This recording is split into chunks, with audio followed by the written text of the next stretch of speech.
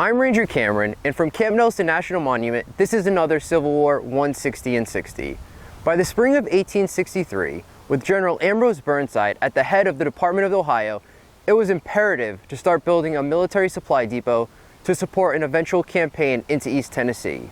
Major James H. Simpson was one of several U.S. Army engineers dispatched to central Kentucky to find a suitable location for a supply depot. It had to be a large area, accessible by road, and it had to be made defensible against enemy attack.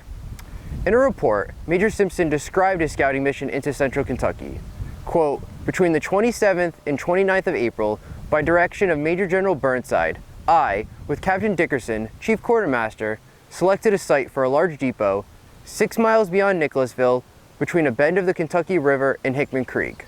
Lieutenant Colonel Babcock has been directed to me, under instructions from Major General Burnside, to fortify the area, embracing about 4 1/4 square miles." End quote.